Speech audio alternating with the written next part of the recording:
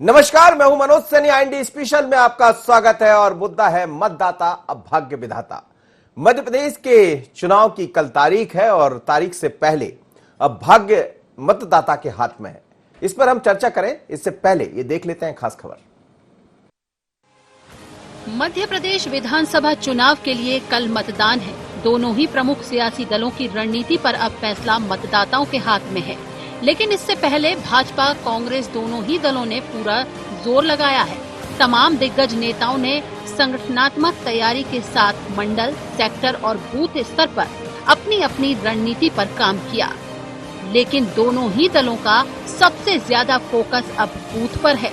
इसके लिए बीजेपी ने बूथ के अपने कार्यकर्ताओं को सप्ताह भर पहले एक्टिव कर दिया था, तो वहीं कांग्रेस ने भी चुनाव प्रचार के अंतिम दिनों में अपनी बूथ टीम और मोहल्ला प्रमुखों को एक्टिव रहने के निर्देश दिए थे।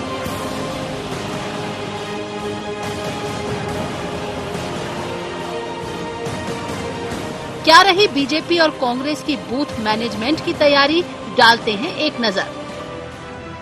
एमपी में मिशन 28 के लिए दोनों ही दलों ने लगाया पूरा जोर। प्रचार थमने के पहले कांग्रेस और बीजेपी ने बूथ मैनेजमेंट की रणनीति पर किया काम। बीजेपी ने विजय संपर्क अभियान के जरिए बूथ टीम को किया एक्टिव। कांग्रेस ने भी सेक्टर मंडल के बाद बूथ टीम को मजबूती दी। भोपाल पीसीसी में बने कंट्रोल रूम से बूथ टीम से फीडबैक लिया गया। चुनाव प्रचार थमने के पहले मोहल्ला प्रमुख और पन्ना प्रभारियों को जनता के बीच पहुंचने के निर्देश मिले। कांग्रेस ने बूथ प्रभारियों को मतदाताओं से मतदान की तारीख तक संपर्क में रहने के निर्देश दिए। चुनाव प्रचार थमने के साथ ही मतदान के लिए अब उल्टी गिनती शुरू हो गई है। बूथ मैनेजमेंट को लेकर बीजेपी का कहना है कि हमारी तैयारी पहले से ही बूथ तक है, जनादेश बीजेपी के साथ है, तो वहीं कांग्रेस बीजेपी के बूथ मैनेजमेंट पर चुटकी ले रही है। देखिए, भारतीय जनता पार्टी एकमात्र ऐसी पार्टी है जिस चुनाव के बीच में पांचवी बार हम विजय संपर्क अभियान पे निकले। घर घर, डोर टू डोर, हर घर भाजपा, घर घर भाजपा पहुंच रही है। तो बूथ प्रबंधन मजबूत है, शक्ति के साथ में अड़े हैं, खड़े हैं। संगठन तंत्र की शक्ति और विकास का मंत्र, संगठन का तंत्र, तंत्र और मंत्र को सिद्ध करेंगी जनता जनार्दन। कांग्रेस तो कहीं दूर दूर तक नहीं है, ये केवल कागजों पर और मीडिया में बातें बयान करते हैं, बाकी इनका सच्चाई से कोई संबंध नहीं है। देखिए, चुनाव अब जो भी है मतदान केंद्रों पर होगा और निश्चित रूप से हमारा जो मतदान केंद्र का कार्यकर्ता है वो पिछले जब से ये चुनाव घोषित हुए हैं तब से लगातार वो आम जनता से संपर्क में है, अपने अपने मतदान केंद्रों पर अपनी जवाबदारी पूरी तरह से निभा रहा है। और यही कारण है कि आज कांग्रेस हमें हर मतदान केंद्र पे प्लस में दिख रही है। हमें जो भी सूचनाएं प्राप्त हो रही हैं प्रदेश कांग्रेस कमेटी को, उसमें निश्चित रूप से परिणाम जनता ने मन बना लिया है कांग्रेस को पुनः स्थापित करने का। उपचुनाव में 28 सीटों को फतेह करना दोनों ही दलों का एकमात्र लक्ष्य है, जिसमें दोनों ही दलों ने कोई कोर कसर नहीं छोड़ी है। लेकिन अभी उम्मीदवार की उम्मीद मतदाताओं से है, प्रत्याशी जिनके दर पर हैं, लेकिन अब मतदाता के मन में क्या है इसका फैसला तो उसी को करना है। कैमरा पर्सन राकेश श्रीवास्तव के साथ आकाश सैन की रिपोर्ट।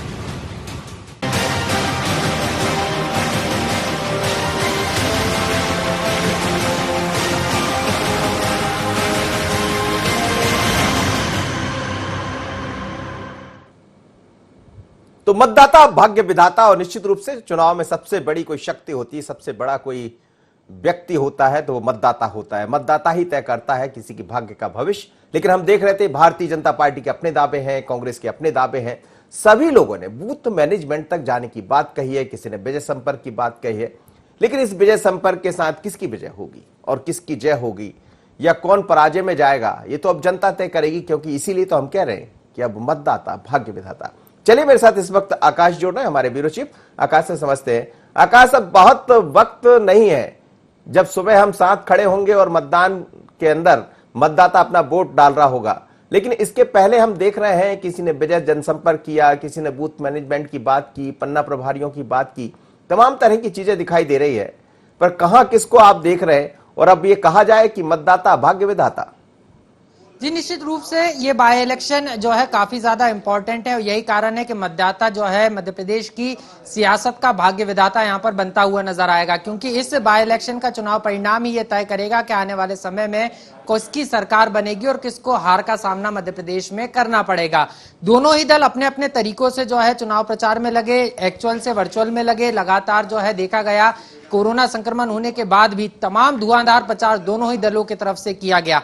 हालांकि बीजेपी जो है कांग्रेस से कई ज्यादा आगे निकलती हुई नजर आई, लेकिन कांग्रेस भी इस बार काफी बदली हुई नजर आई। हमने देखा कि जो संगठन अभी तक केडर बेस नहीं हुआ करता था, उस संगठन में इस बार जो है बूथ स्तर तक की जो संरचना है वो कांग्रेस पार्टी ने की, पीसीसी चीफ कमलनाथ के निर्देशन में। और हम देख रहे हैं कि चुनाव का 24 घंटे से मतदान होने के लिए जो है 24 घंटे से कम का समय बचा है और ऐसे में भी दोनों ही राजनीतिक दल सोशल मीडिया पर भी जो है एक दूसरे पर वार करते हुए, पलटवार करते हुए यहाँ पर नजर आ रहे हैं। लेकिन बूथ मैनेजमेंट की तैयारी दोनों ही दलों ने तगड़ी की है। अगर हम बीजेपी की बात करें तो बीजेपी जैसे कैडर बेस पार्टी है, मैंने पहले भी कहा, तो बीजेपी ने काफी पहले से ही, क्योंकि अगर हम बात करें तो बीजेपी को माना भी जाता है कि बूथ मैनेजमेंट में बीजेपी कांग्रेस से कहीं ज्यादा आगे है। लेकिन इस बार कांग्रेस ने भी जो है, जो 4 महीने का समय कांग्रेस को मिला था, पीसीसी चीफ कमलनाथ को मिला था, उस दौरान जो है बूथ तक कांग्रेस के संगठन की जो संरचना है, चाहे हम विधानसभा वार बात करें, सेक्टर वार बात करें, मंडल वार बात करें या बात करें बूथ की टीम की, इस बार कांग्रेस ने बूथ के अलावा जो है मोहल्ला और नगर स्तर पर भी जो है अपने कार्यकर्ताओं की टीम तैयार की है। और इन्हीं टीम के भरोसे कांग्रेस को विश्वास है कि 28 विधानसभा का जो इलेक्शन होने वाला है, जिसके लिए कल मतदान होगा सुबह 7 बजे शुरू, उसमें कांग्रेस बेहतर कर सकती है और दोबारा से कांग्रेस कमबैक सरकार में कर सकती है। लेकिन बीजेपी की अगर हम बात करें तो बीजेपी की साख भी यहां पर दांव पर है। बीजेपी अभी सरकार में भी है और बीजेपी चाहती है कि सरकार में दोबारा से बीजेपी काबिज हो। यही कारण है कि बीजेपी की तरफ से तमाम जो दिग्गज नेता है, मुख्यमंत्री शिवराज सिंह चौहान से लेकर तमाम जो केंद्रीय मंत्री हैं, वो भी जो है जो मध्य प्रदेश से आते हैं वो चुनाव प्रचार में लगे। और हमने देखा बीजेपी सांसद ज्योतिरादित्य सिंधिया से लेकर तमाम जो दिग्गज नेता हैं वो चुनावी सभाएं, चुनावी दौरे करते हुए नजर आए, बैठकें करते हुए नजर आए, जो साफ तौर पर मनोज जी बताता है कि दोनों ही दलों के लिए ये बाई इलेक्शन कितना इंपॉर्टेंट है। बिल्कुल, यही कारण है। बिल्कुल आकाश साहब, देखिए हम देख भी रहे हैं कि करीब करीब 78 रैलियां शिवराज सिंह चौहान ने की। प्रयास ये रहा कि कुछ जो सीट है उन पर तीसरी बार तक शिवराज पहुंचे हैं, अलग अलग कस्बे में, अलग अलग गांव में जो लगे हुए उस सीट के जो इंपॉर्टेंट है भारतीय जनता पार्टी के लिए। कमलनाथ जी को भी हमने देखा, बस फर्क इतना था कि एक तरफ बहुत नेता थे, करीब करीब 71-72 रैलियां खुद ज्योतिरादित्य सिंधिया ने की है। ज्योतिरादित्य सिंधिया थे, वीडी शर्मा, इसके अलावा खुद शिवराज सिंह चौहान या नरेंद्र सिंह तोमर, ऐसे तमाम सारे बड़े लीडर थे। लेकिन 2 बूथ तक या 2 जो सीट है, एक सीट पर डबल जाना कमलनाथ, वो भी डबल पहुंचे हैं। लेकिन ये जो हमने दिखाई दिया, हालांकि फील्ड में हम भी रहे, तो क्या फर्क पड़ेगा, किसको आगे माना जाए इसमें? हालांकि आगे पीछे का मामला पूरा मतदाता के हाथ में है, वही भाग्य विधाता है। जी बिल्कुल, मतदाता के हाथ में यह है। लेकिन अगर हम बीजेपी की दृष्टिकोण से बात करें तो जिस तरीके से मनोज जी, खुद मुख्यमंत्री शिवराज सिंह चौहान ने 28 विधानसभा सीटों पर 84 सभाएं की हैं, जो साफ तौर पर बताता है कि मुख्यमंत्री 2 बार नहीं 3-3 बार जो है विधानसभा सीटों पर पहुंचे हैं। मतदाताओं को विश्वास जताया है कि चौथी बार अगर सरकार में बीजेपी कमबैक करती है तो जो विकास के काम है, जन कल्याण के काम है, वो रुकेंगे नहीं। वहीं अगर हम कांग्रेस की तरफ से बात करें तो सिर्फ पीसीसी चीफ कमलनाथ का चेहरा ही जो है आगे रखकर पूरा इलेक्शन लड़ा गया है। और यही कारण है कि पीसीसी चीफ कमलनाथ भी कई विधानसभा सीटों पर 2 बार पहुंचे हैं। लेकिन सभाओं के दृष्टिकोण से देखें तो बीजेपी की सभाओं या मुख्यमंत्री शिवराज सिंह चौहान की जो सभाएं हुई हैं मध्य प्रदेश में बाय इलेक्शन वाली सीटों पर, उसमें कमलनाथ आंकड़ों की तुलना में कम नजर आते हैं। लेकिन फिर भी कांग्रेस को विश्वास है कि भले ही 2 बार कमलनाथ किसी सीट पर पहुंचे हों, लेकिन जनता का जो जनादेश है वो कांग्रेस के साथ है। और यही रस्साकसी है, यही भागदौड़ बताती है कि इस बार का चुनाव कितना इंपॉर्टेंट है, कितना जरूरी है दोनों ही दलों के लिए। और जिस तरीके से विकास की बात तो दोनों ही पार्टियों ने की, क्योंकि दोनों ही पार्टियों ने, ये पहली बार मध्य प्रदेश के इतिहास में हो रहा है जब जो है विधानसभा वार संकल्प पत्र और वचन पत्र लाए गए। कांग्रेस ने पहले वचन पत्र जारी किया और उसके बाद बीजेपी भी जो है 28 विधानसभा सीटों के लिए 28 संकल्प पत्र लेकर आई। एक कॉमन टू ऑल मैनिफेस्टो भी दोनों ही पार्टियों ने जारी किया, जो साफ तौर पर बताता है कि स्थानीय मुद्दों पर चुनाव लड़ने की दोनों ही पार्टियों की कोशिश तो थी। लेकिन जो विवाद था वो विवादित बयानों में उलझ कर रह गया। विवादित बयान जमकर इस बाय इलेक्शन में देखे गए दोनों ही दलों के द्वारा। काफी ज्यादा अमर्यादित भाषा का भी प्रयोग किया गया। इलेक्शन कमीशन भी सख्त नजर आया। तो काफी ज्यादा बदला हुआ ये बाय इलेक्शन नजर आया। कोरोना तो था ही, बिल्कुल। लेकिन जो इलेक्शन की सरगर्मियां थी वो भी जो है विकास के मुद्दे से जो है भटकती हुई यहां पर नजर आई। और अब जो है मतदाता जो साइलेंट मोड पर अभी तक तमाम चीजें सुन रहा था, सभाओं ठीक में है। जा रहा था, साइलेंट तौर पर ऑब्जर्व कर रहा था, अब उसका दिन आने वाला है। यानी कल जब सुबह 7 बजे वोटिंग शुरू होगी 28 विधानसभा सीटों पर, तो जो मतदाता, जो भाग्य विधाता है अब मध्य प्रदेश में आने वाले भविष्य में सरकार बनाने के लिए, ठीक। वो भाग्य विधाता किसे वोट बिल्कुल करता है, बिल्कुल कौन सत्ता आकाश, और में कमबैक प्रजातंत्र में करता है। सबसे बड़ा भाग्य विधाता मतदाता ही होता है। और इसीलिए हम तो जहां भी गए हमने हर व्यक्ति से कहा, और अभी भी कह रहे हैं जो लोग चैनल पर बने हुए देख रहे हैं, कि कल अपने घर से जहां भी चुनाव हो रहा है जरूर निकलिएगा, वोट डालिएगा। वोट डालना आपका अधिकार है, क्योंकि आप ही भाग्य विधाता है। इस समय योगेश यादव मेरे साथ जुड़ रहे हैं, कांग्रेस के प्रवक्ता। योगेश जी, बहुत बहुत स्वागत है आपका। क्या कहेंगे दोनों दलों को यदि हम देख लें, आपके दल की हम बात करें कांग्रेस की, तो कहां कांग्रेस अपने आप को पा रही है? क्योंकि अब आपका काम तो खत्म हो गया, डोर टू डोर कुछ लोग आपके प्रत्याशी पहुंच रहे होंगे। अब वक्त बहुत कम है जब वोट डलना शुरू हो जाएंगे, और ये कहा जा सकता है कि मतदाता भाग्य विधाता है। तो कहां दिख रहा है आपका भाग्य? देखिए, निश्चय ही कल का दिन हम लोगों के लिए, विशेषकर कांग्रेस के प्रत्येक कार्यकर्ता के लिए बहुत महत्वपूर्ण है।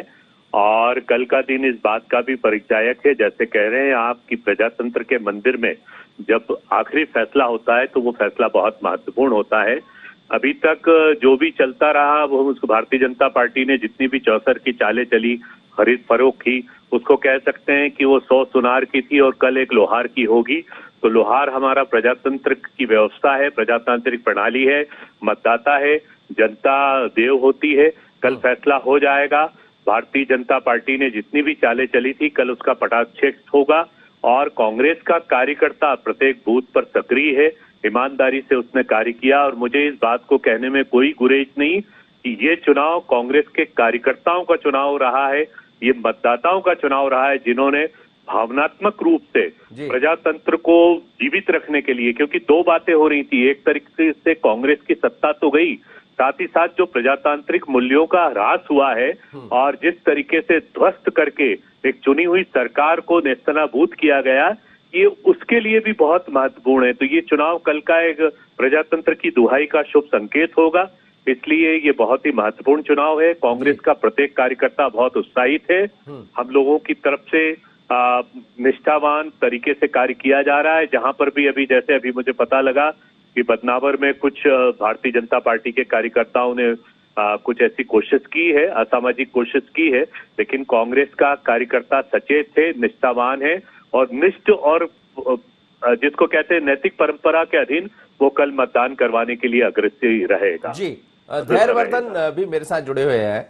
धैर्यवर्धन जी, बहुत बहुत स्वागत है आपका। आप कहां अपने आप को पा रहे हैं? क्योंकि लगातार कई रैलियां हमने देखा, कई जगह गए हैं। खुद शिवराज सिंह चौहान 84 यानी 84 बार पहुंचे हैं। इसी तरह सिंधिया को हम देख रहे हैं, वो भी काफी बार लोगों तक पहुंचे हैं। लेकिन अब पूरा भाग्य जो है वो मतदाता के हाथ में है, और मतदाता ही भाग्य विधाता है। हम तो अपने आप को मतदाता के हृदय में पा रहे हैं। हमारे मनोमस्तिष्क में भी मतदाता ही सर्वोपरि है। और यह बात मतदाता भलीभांति जानता है कि भारतीय जनता पार्टी की सरकार स्थायी है, सरकार को किसी प्रकार का कोई संशय नहीं है। इसलिए मुझे लग रहा है कि बीजेपी के पक्ष में अतिरिक्त मतदान भी देखने को मिलेगा। वैसे भी निकम्मों की कोई मदद नहीं करता। जिनकी सरकार बनाई थी वो तो अपने हाथों सरकार गंवा बैठे, तो ऐसे लोगों के साथ दोबारा से मतदान करने की जनता की कोई मंशा मुझे दिखाई नहीं पड़ रही है। और शिवराज जी का नेतृत्व हो और भारतीय जनता पार्टी की जनहितैषी सरकार हो, इसके कारण से मेरा अपना अनुमान यह है कि जो मतदान के बारे में लोग कल्पना कर रहे हैं, उसके अलावा भी 10 से 15% भारतीय जनता पार्टी के पक्ष में मतदान झुकता हुआ दिखाई देगा, क्योंकि लोग इस सरकार को किसी भी कीमत पर खतरे में नहीं डालेंगे। भाग्य दांव पर लगा है धैर्यवर्धन जी। ज्योतिरादित्य सिंधिया है जो इस समय आपके साथ है, कांग्रेस के पहले चार्मिंग लीडर रहा करते थे, शिवराज जी हैं, सभी लोगों का भाग्य लगा है।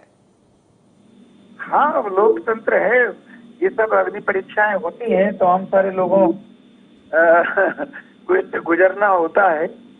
और मुझे लग रहा है कि प्रत्याशी पूरी मेहनत कर रहे हैं, क्योंकि मूल रूप से तो उनकी ही हार जीत दांव पर लगी है, उन्हीं की प्रतिष्ठा दांव पर लगी है। पर भारतीय जनता पार्टी के प्रति लोगों की सद्भावना है, जनता का अपनापन है और उसका लाभ हमें मिलेगा।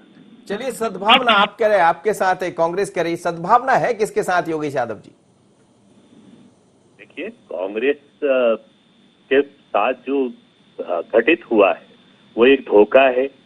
और जैसे भाई धैर्यवर्धन शर्मा जी कह रहे थे कि निकम्मा शब्द का प्रयोग मुझे ऐसा लगता है शायद उन्होंने भारतीय जनता पार्टी के लिए किया है, क्योंकि निकम्मा वो होता है कि जो स्वयं अपने आधार पर और अपने प्रजातांत्रिक दुहाई से सरकार ना बना पाए, तो एक निकम्मेपन से सरकार को हथियाने की कोशिश करते हैं। और ये स्पष्ट हो गया कि भारतीय जनता पार्टी ने एक कृत्य किया है। और आज का मतदाता बहुत जागरूक है। इलेक्ट्रॉनिक मीडिया, प्रिंट मीडिया, उसके बाद सोशल मीडिया, जिस तरीके से घटनाक्रम गांव-गांव में पहुंचा है, और हमें इस बात की बहुत खुशी है कि एक ग्रामीण आदिवासी क्षेत्र का मतदाता भी ये जानता है कि सौदेबाजी हुई है, खरीद फरोख्त हुई है, भारतीय जनता पार्टी ने सरकार को कूटनीतिक तरीके से हथियाया है, प्रजातंत्र को ध्वस्त किया है। तो ये मैसेज जो पहुंचाना कांग्रेस के कार्यकर्ता का कर्तव्य था, उसने पूरा किया है। अब फैसला जनता करेगी, जनता शिरोधार्य है। और मैं आपको दावे के साथ कह रहा हूँ, नतीजे आप प्रत्याशित रहेंगे, भारतीय जनता पार्टी को वापस धूल धूसरित हो जाएगी भारतीय जनता पार्टी। लेकिन और बूथ मैनेजमेंट में ऐसा कहा जाता है, Bharatiya Janata party booth management की मास्टर मानी जाती है, ऐसा कहा जाता रहा, लेकिन इस बार कांग्रेस भी कुछ अलग दिखाई दे रही। नहीं, निश्चय ही कांग्रेस का कार्यकर्ता, अब की हमने जो चुनाव लड़ा है, हमने बूथ लेवल पर, पन्ना लेवल पर जिस तरीके से कार्यकर्ता अडिंग रहा, और जब भावनात्मक गतिविधियां होती हैं, भावनात्मक समर्पण होता है, तो उसके परिणाम भी आते हैं। अब की मैंने कहा कि कांग्रेस का कार्यकर्ता आहत होकर मजबूत था, क्योंकि आहत इसलिए हुआ कि उसको लगा कि ये तो धोखा है। और आहत होकर जो भावनात्मक रूप से जो जुड़ता है व्यक्ति, वो बूथ मैनेजमेंट तक रहा, अडिंग रहा। हम गए, हमारे 35-40 मेरी कम से कम आम सभाएं हुई मध्य प्रदेश में। मैंने एक बात सुनी कि कार्यकर्ताओं में एक ऐसा जोश था कि वो क्या, हमने पूछा उससे, भाई आप पिछली बूथ पर तो आपके वहां से 57 वोट से आपके बूथ पर हारे, बोले भैया हम 1 वोट से भी जीतेंगे, लेकिन इस बूथ से अब की हम हारेंगे नहीं।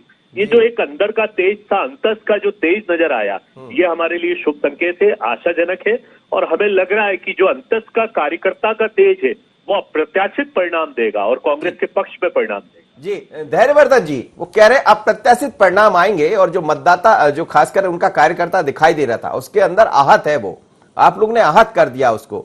अब ये आहत की बात ही तो जनता देख रही है। योगेश जी परिपक्व नेता हैं और चुनाव की पूर्व संध्या पर इस प्रकार की आत्मविश्वास भरी बातें करना चाहिए, जिस प्रकार की बातों से कार्यकर्ता तक संदेश पहुंचाना चाहिए, वही सब करने का प्रयास कर रहे हैं, जबकि वास्तविक स्थिति बिल्कुल भिन्न है। किसी प्रकार की कोई सहानुभूति इनके प्रति नहीं है जनता की। कार्यकर्ता भले जो भी सोच रहे हैं, आप भी तो वही कर रहे हैं, चुनाव से ठीक पहले शाम को उसी तरह की बात कर रहे हैं, क्योंकि मैं तो फील्ड में गया हूँ। नहीं, मैं एक निवेदन कर रहा था कि इन्होंने कार्यकर्ता के हृदय पर हाथ नहीं रखा। कांग्रेस पार्टी का कार्यकर्ता भी छला गया था। इस तरह से मगरूर हो गए थे इनके मंत्री, जिस प्रकार से भ्रष्टाचार में लिप्त थी इनकी सरकार, किस प्रकार से दूरी बना लिए थे इनके माननीयों ने, तो कांग्रेस के कार्यकर्ता को कोई दर्द नहीं था कि इनकी सरकार चली गई। लेकिन बीजेपी के कार्यकर्ता भी कई जगह कह रहा है कि छल गए हम। जी, बीजेपी का कार्यकर्ता भी कई जगह ये कहता पाया गया है कि हम लोग को भी छला गया है। बीजेपी के कार्यकर्ता देखिए ज्यादा महत्वाकांक्षी लोग नहीं है। सरकार बन गई, योगवश बन गई, किस्मत के बल पे बन गई, तो वो उस सरकार को बचाने के लिए सारे के सारे लोग पसीना बहा रहे हैं, जनता के द्वारे द्वारे जा रहे हैं और लोगों को वो एहसास करा रहे हैं कि हम और जोश और उमंग के साथ मध्य प्रदेश की जनता की सेवा भारतीय जनता पार्टी करेगी, और यह भरोसा लोगों के गले भी उतर रहा है। इसलिए निश्चित तौर पर मतदान के समय भरोसे की वजह क्या है जी, भरोसे की वजह क्या है?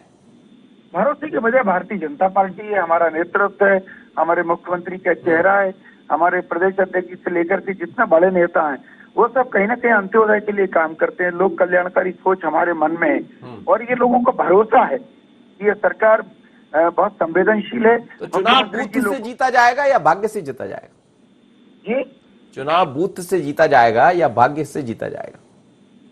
अब मैं कोई भविष्यवाणी नहीं कर सकता, ये सम्मिश्रण होता है। परिश्रम भी करेंगे कार्यकर्ता, प्रत्याशी का भाग्य भी होता है, बहुत सारी चीजें हैं, पर मोटे तौर पर भारतीय जनता पार्टी के पक्ष में दिखाई पड़ रहा है। ठीक है योगेश जी, वो कह रहे हैं कि मोटे तौर पर तो भारतीय जनता पार्टी के साथ सब लोग खड़े दिखाई दे रहे हैं। बात बहुत हो रही है, आपने निकम्मेपन शब्द का इस्तेमाल भी किया था, जिसका जवाब भी आपने दिया धैर्यवर्धन जी ने जो कहा था।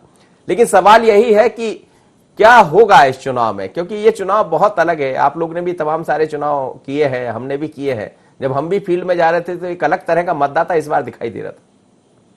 निश्चय जी, मनोज साहब, आप बहुत एक वरिष्ठ पत्रकार हैं। आपने भी प्रजातंत्र के कई चुनाव देखे होंगे, कई लोकसभा विधानसभा देखे।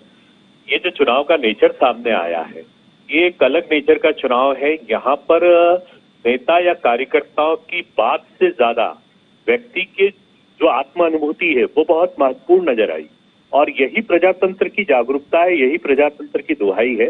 और जिसकी हमने कामना की थी, हमने ये कामना की थी कांग्रेस के लोगों ने कि जिस तरीके से ये खरीद फरोख्त करके एक चलती हुई अच्छी 15 महीने की सरकार को गिराया गया, ध्वस्त किया गया, जो भू माफिया थे या अन्य माफिया जिनके कारण पीछे से 5 रुपए से सौदेबाजी करके इस सरकार को गिराया और बढ़ते हुए मध्य प्रदेश को वापस डायलिसिस की तरफ मोड़कर ले जाया गया, तो ये संदेश जो हमारा था वो पहुंचा है। और पहुंचा क्या, इसका आत्म अनुभव किया है जनता ने, कार्यकर्ताओं ने। तो ये एक शुभ संकेत है राजनीति का, प्रजातंत्र का, और हम चाहते हैं कि शुभ संकेत की कल ये परिणति होगी और निश्चय ही नतीजे कांग्रेस के पक्ष में होंगे, ऐतिहासिक होंगे, और कांग्रेस पुनः सत्तारूढ़ होगी और कार्यकर्ताओं की बदौलत सत्तारूढ़ होगी। इसमें मुझे कहने में कोई गुरेज नहीं। तो कमलनाथ जी ने कह भी दिया है कि हमसे क्या गलती हुई, तो क्या गलती को अब जनता समझ पा रही? देखिए, एक कमलनाथ जी का ये बड़प्पन कहेंगे, एक महान नेता का एक चरित्र होता है कि कभी हमसे कोई त्रुटि हुई या हमसे कोई गलती हुई तो हम उसके लिए क्षमा प्रार्थी है।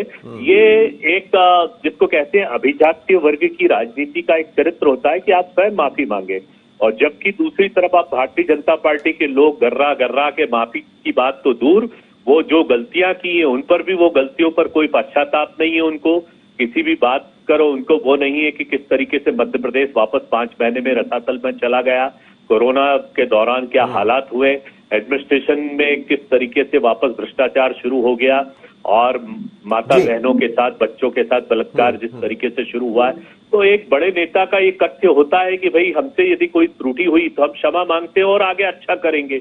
ये होना भी चाहिए और एक अच्छे नेता का ये गुण है। धैर्यवर्धन जी, उन्होंने तो अपनी गलती की माफी भी मांग ली, ये भी कह दिया हमसे क्या गलती हुई है, जो सजा आपने हमें दी। एक फिल्म का गाना भी है कि हमसे क्या भूल हुई जो सजा हमको मिली। शिवराज जी ने जवाब भी दे दिया, लेकिन ये भूल, गलती, तमाम तरह की चीजें अब मतदाता के पास ही रह गई। माफी तो कई बार मांगनी पड़ेगी, क्योंकि गर्रा भी रहे, गुर्रा भी रहे, और गाली नीति पर गालियों जैसे शब्दों का प्रयोग किया इन्होंने तमाम महिलाओं के लिए। तो मुझे लग रहा है कि माफी मांगने का तो इनका बनता भी, मांगना भी चाहिए, और अपने जो अपराध है यदि जनता क्षमा कर देगी तो ठीक है, क्योंकि सर्वोपरि तो जनता है। पर मुझे लग रहा है कि भारतीय जनता पार्टी जनता की उम्मीदों पर खरी उतरती आई है, और इस चुनाव में भी इनको कोई ऐसा बहुमत नहीं मिला था जिस पर ये गुर्रा रहे थे, गर्रा रहे थे और खामखा की बातें करने पर उतारू हो गए। इसलिए मुझे लग रहा है कि कांग्रेस के लोग अति आत्मविश्वास का शिकार हैं, या प्रायोजित आत्मविश्वास है जो ये चुनाव में दर्शाने का प्रयास कर रहे थे। चलिए, बहुत बहुत धन्यवाद आप दोनों का। आत्मविश्वास तो दोनों का मजबूत है और होना भी चाहिए चुनाव के समय, लेकिन जनता पर विश्वास किसका दिखाई देगा, जनता किस पर विश्वास करेगी, इसका इंतजार है, क्योंकि अब तो भाग्य विधाता मतदाता ही है। इतना ही, मुझे दीजिए इजाजत, बने रहिए IND24।